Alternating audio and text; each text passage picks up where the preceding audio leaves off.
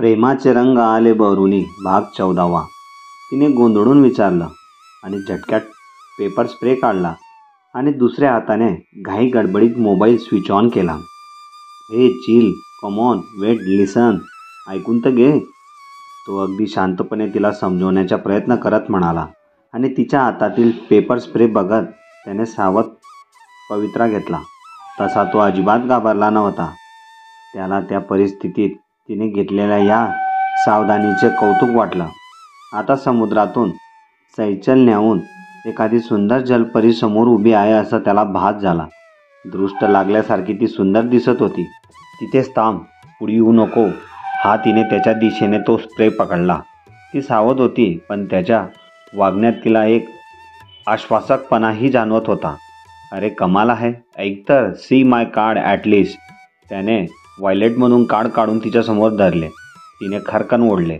Kabir, yes, project lead 5C, data सिस, Hinjewadi phase 2. Spray धरलेला हात तसाच ठेवत तिने घाईघाईत वाचला आणि टेबलवर ठेवलं.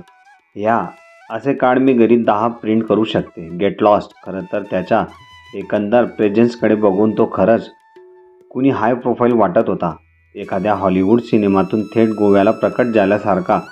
पण या अनोळखी शहरात आडवाटेवर कुणा अनोळखी माणसावर पटकन विश्वास ठेवणं निव्वळ मूर्खपणा झाला असता, म्हणून ती शक्य तेवढी सावधगिरी बाळगून होती.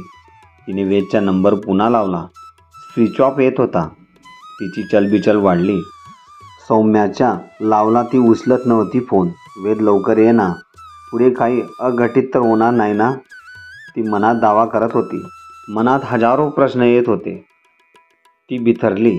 तो ज्यूसच्या सावकाश एक गोट घेत समोर उभा होता. अगदी सहज. Please get lost, will call police, ती संतापाने म्हणाली.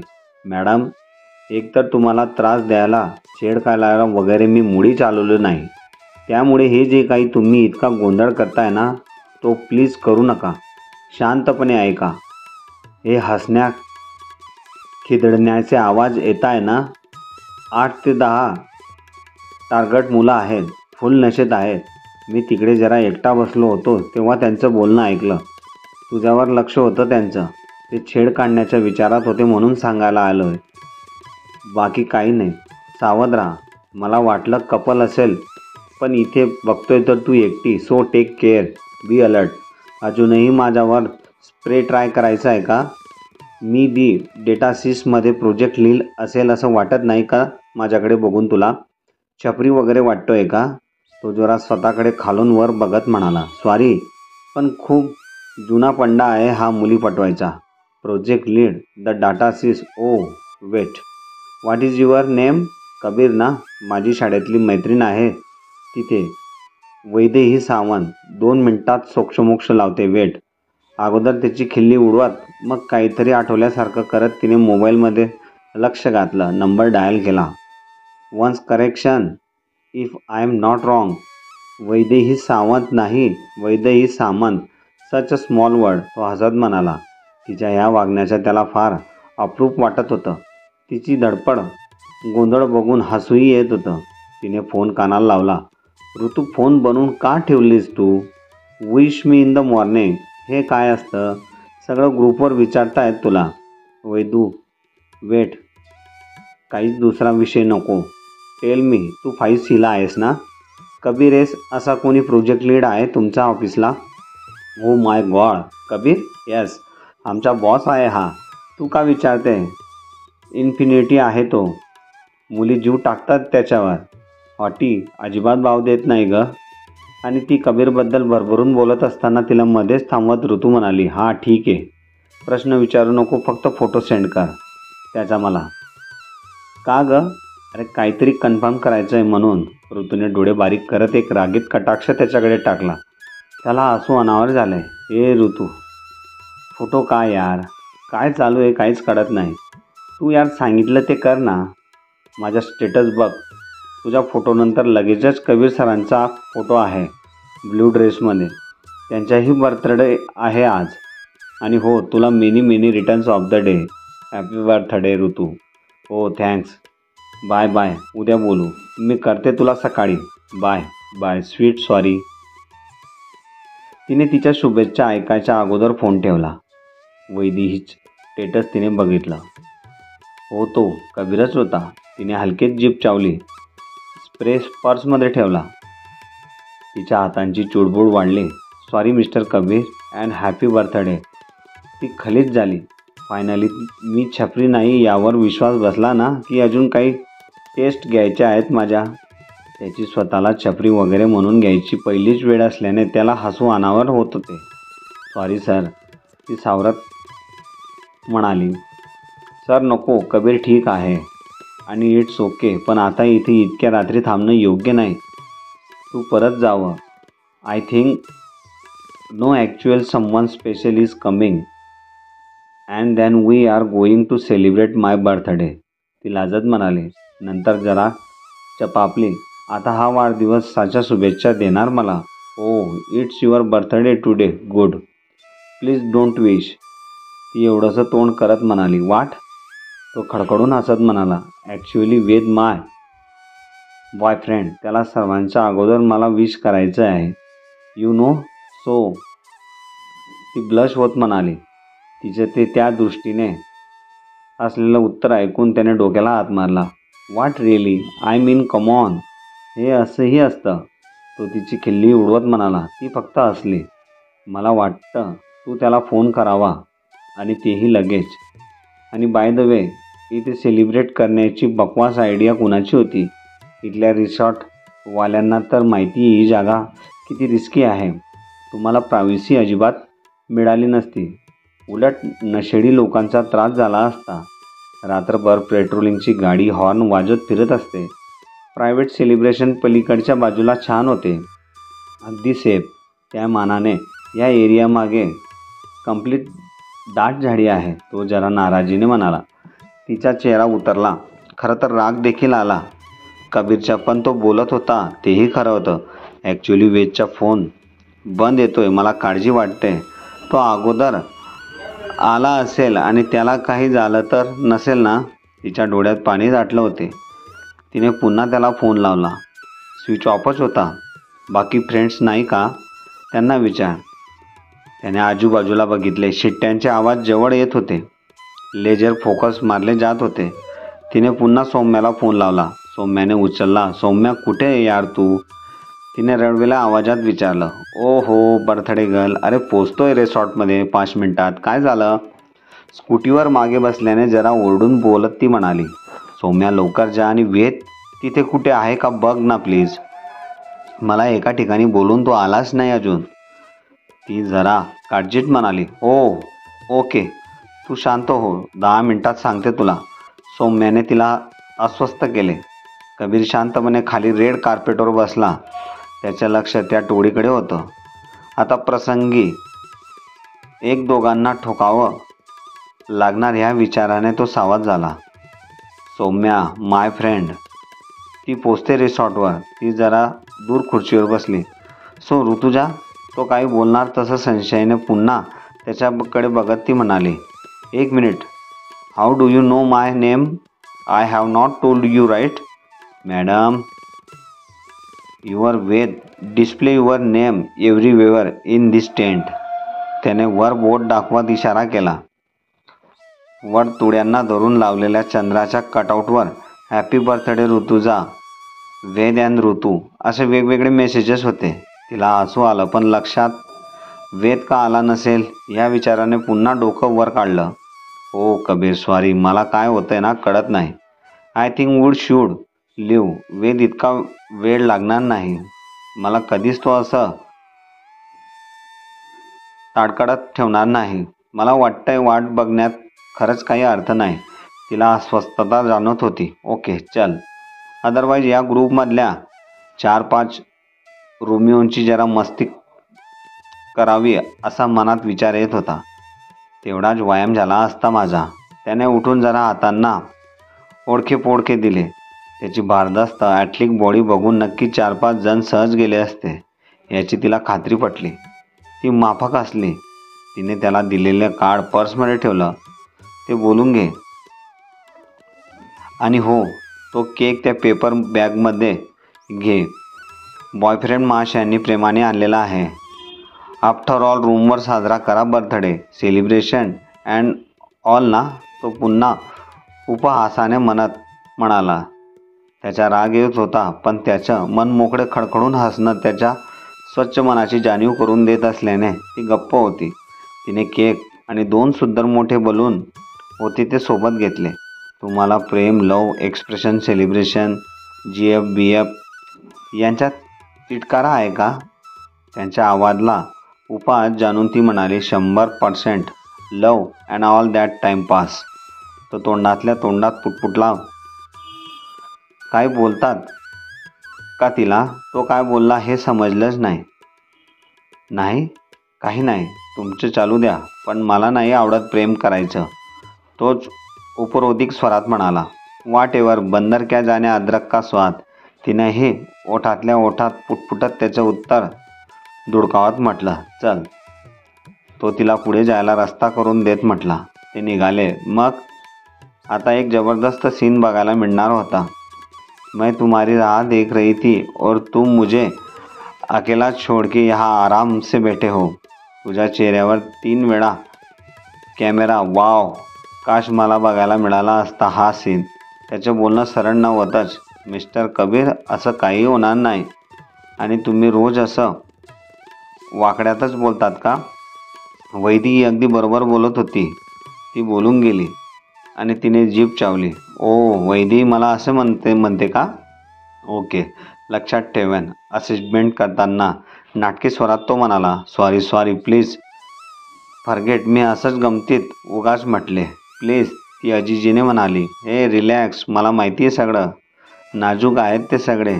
सतत ब्रेकअप, प्रपोज, लव पार्टी, हँगआउट आणि काय काय अँड फनी. तो हसत म्हणाला. प्रेमात असणं तुम्हाला फनी वाटतं? ती तिरसटपणे म्हणाली. सॉरी, तू दुखावली गेली असशील तर, but I like practical life. It, sleep, work, repeat. ज्याच्याकडे खूप वेळ आहे त्यांनी आरामात करावं. प्रेम वगैरे प्रेमाशिवाय आयुष्यात करण्यासारखं खूप काही आहे. तो अगदी शांततेत म्हणाला. म्हणजे आम्ही काहीच कामाचे नाही, ती रागाने म्हणाली. मी काय बोलू? ज्याची त्याची प्रायोरिटी. माझं प्रेफरन्स कामाला आहे.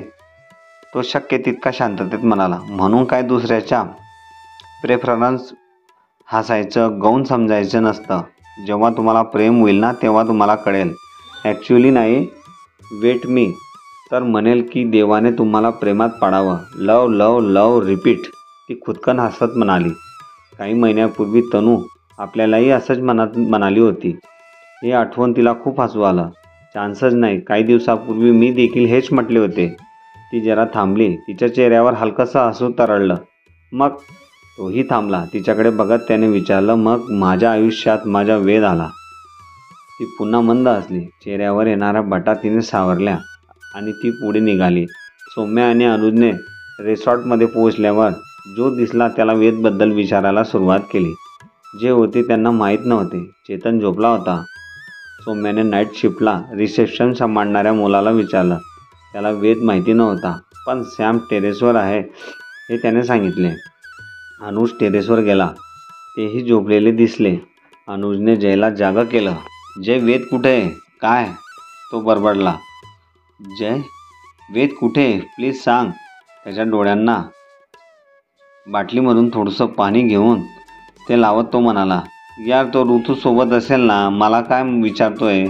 आमच्यासोबत थोडा वेळ बसून तो लगेच निघाला. तो नाटकीपणे झोपेत असल्यासारखं म्हणाला. नाही येतो तिच्यासोबत. झोपू दे यार. माहीत नाही. तो पुन्हा बडबडला. अनुजला वेदचा मोबाईल तिथंच पडलेला दिसला. त्याने तो घेतला आणि वैतागून खाली आला. सौम्या बाहेर गेलेल्यांपैकी काहींना फोन लावत होती. समजलं काही? अनुजने विचारलं. नाही रे, तुला समजलं का? कुठे आहे वेद? नाही, हा मोबाईल होता फक्त. ते बोलत असताना मागून रेवा आली. सौम्या, ऋतुजा कुठे आहे? काही माहिती आहे का? ती अगदी शांतपणे म्हणाली. बाहेर आहे कुठेतरी. काय झालं? सौम्याने विचारलं. अगं वेद, तो माझ्या रूममध्ये झोपला आहे. ऋतुजाचं नाव घेतलं बऱ्याचदा म्हणून म्हटलं तिला बोलवावं. ती अगदी साडसूतपणे म्हणाली. तुझ्या रूममध्ये कसं काय? सौम्या रागात म्हणाली. अगं तो बाहेर कुठेतरी जात होता, पण त्याला शुद्ध नव्हती. लटपटतच जात होता. नेमकी मीही रिसॉर्टवर परत आले. हा माझ्या रूमसमोर येऊन जवळपास बेशुद्ध झाला. मी आवाज दिला सॅम आणि जयला, पण कुणीच रिप्लाय दिला नाही. सो त्याला झोपवलं आणि त्याला त्रास होत नाही ना हे बघत बसले. तो ऋतुजाची आठवण काढतोय म्हटल्यावर बाहेर बघायला आले. तिचं नाटक अगदी उत्तम वठलं होतं. ओके, मी ऋतूला सांगते. सौम्या जरा रिलॅक्स झाली आणि तिने ऋतूला फोन लावला. वाकवे संपणारच तसं पडतच त्या ग्रुपमधली 2 मुलं त्यांच्या समांतर थोडं दूर मोठ्याने अश्लील गाणी म्हणत चालत होती. कबीरने सवयीने मूठ आवडल्या, पण तो आवाज अजून शांत होता. जरा त्यांच्या स्पष्ट नजरेच्या टप्प्यात येत एक मुलगा ओरडला. दुसरा पण मोठ्याने ओरडला आणि दोघे खुदकन हसायला लागले. कबीरचे डोळे आता संतापाने लाल झाले. त्याने जरा हात पसरवत अडोखीपणे देत होता. रिलॅक्स केले आणि संतापात त्याच्याकडे निघाला. Kabir, please leave them, let's go. त्या दोघांकडे काही असेल तर, या विचाराने तिचे पाय लटपटायला लागले. आपल्यामुळे कबीरला काही झालं तर? ती प्रचंड घाबरली. You stay over there statue. मागे वगळून बघत त्याने तिला सज्जड दम भरला. तो झपझप त्यांच्यासमोर गेला. तो असा धिप्पाड उंच पुरं त्यांच्यासमोर येताच ते जरा बुजले. तेही जरा थोराड होते, पण कबीरचा आवेश पाहून ते जरा चपापले. माझा रेट सांगू का? मूठ आवडून एक जोरदार त्याने एकाच्या गालावर दिली. तो विवळला. गाल दोघी हातांनी झाकत तो सुटला. कबीरने दुसऱ्यावर हात उगारणाऱ्या अगोदरच तोही पडून गेला. जोरदार मुक्क्याने हाताला झिंझिण्या आल्या होत्या. तो हात झटकन तो मागे वळला. ती घाबरून स्तब्ध उभी होती. थरथर कापत होती. मू हसून 2 बोटांनी गोळी झाडल्याची ॲक्टिंग करत तो म्हणाला आणि सहजपणे पुढे गेला. तुला काय झाले आहे? हे काय होतं? त्यांना बेलाडण्याची काहीच गरज नव्हती. त्यांच्याकडे काही असती तर? त्यांनी आता तुझा पाठलाग केला तर? ती तिथेच थांबली. तो पुढे चालता चालता थांबला. तर काय पुन्हा? I just love my body. तो त्याच्या भारदस्त मसलकडे बघत खडखडून हसत म्हणाला. सॉफ्टवेअर प्रोफेशनल कमी आणि वेगळा जास्त वाटतोय तू. ती रागात म्हणाली.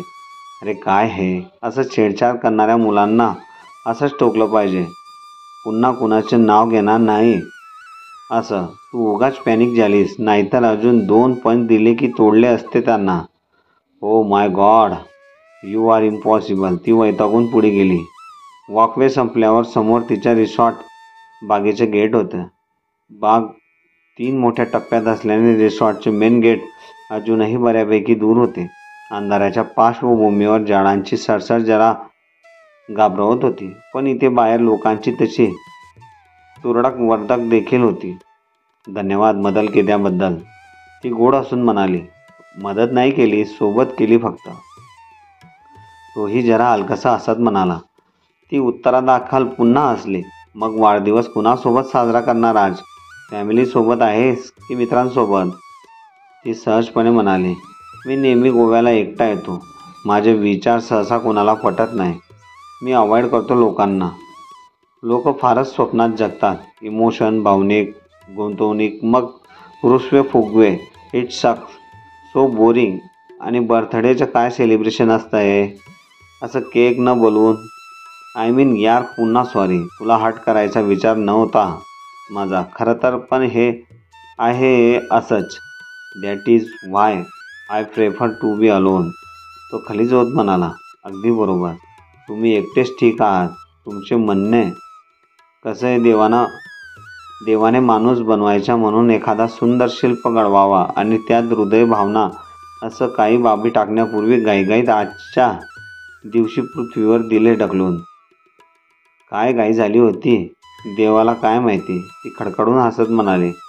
मला वाटतं देव एखादं दुसरं सगळ्यात सुंदर प्रॉडक्ट बनवायला निघून गेला असेल, जे त्याला काही वर्षांनी याच दिवशी डिप्लॉय करायचे असेल. काय बरोबर ना? तोही तिच्याकडे बघत हळूच हसत म्हणाला. ती जरा गोंधळली. हसू की नको? काय उत्तर देऊ? उत्तरादाखल अगदी थोडं हसू तिच्या ओठांवर होतं.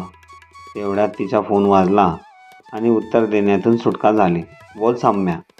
ऋतू वेद रिसॉर्टलाच आहे आणि छान पडला आहे रेवाच्या रूममध्ये. तू ये परत. काय? डोकं ठिकाणावर आहे का तुझं? काय बोलते तू? ती वैतागून म्हणाली. ऋतू समोर जे दिसतंय ना तेच बोलते आणि बाकीची कर्मकथा रेवाच सांगेल तुला. ये तू परत. मी चालले आहे झोपायला. बाय. डोकं फिरलं आहे माझं. आम्ही तुझा बर्थडे सेलिब्रेट करणार होतो तेही तुम्हा दोघांसाठी कॅन्सल केलं. तू साधं विशसुद्धा करू दिलं नाहीस. जाऊ दे, आज मी काही बोलणार नाही तुला. नंतर बघते. सौम्याने चिडून फोन ठेवला. ऋतूच्या डोक्यात चटकन पाणी आलं. परक्या व्यक्तीबरोबर भावनाचं प्रदर्शन नको म्हणून तिने स्वतःला सावरलं. काही प्रॉब्लेम झाला आहे का? Your boyfriend is okay? तोही काळजीने म्हणाला. हो ठीक आहे. जरा बरं वाटत नाही त्याला. चलो थँक्स, निघते मी. ती सावर करतच थोडंसं नाटक आवसून आणत म्हणाली. ओके चल, मेन गेटपर्यंत सोडतो. तिची परिस्थिती पाहून तो म्हणाला. No thanks, I will manage. ती म्हणाली. तिचं चित्त थाऱ्यावर नव्हतं. ओके टेक केअर, तो म्हणाला. कबीर, उद्या वेद आणि माझ्यासोबत ब्रंच घ्याल का? As a small token of thanks. आलो असतो पण मी उगाच चेकआउट करतोय 10पर्यंत. निघून जाईन. नेवर माइंड, भेटू कधीतरी. भेटू होणार असेल तर. तो हसून डोळे मिचकावत म्हणाला. Okay thanks a lot and bye. Bye, take care, तोही म्हणाला आणि ती आत जायला वळली. ऋतुजा, त्याने मागून आवाज दिला. ती वळली. डोळ्यांनीच मान उंचावून तिने काय असं विचारलं. तो डोळे मिचकावत म्हणाला आणि तिच्यापर्यंत चालत गेला.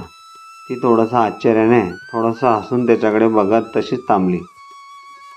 तिच्या हातातल्या 2 बलूनपैकी एक बलून त्याने काढून घेतला.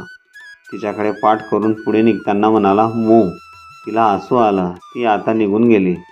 लाटांच्या धीरगंभीर गात, दूरवरून येणाऱ्या गाण्यांचा हलकासा आवाज, पाण्याची सडसड आणि मनातला कोलाहल.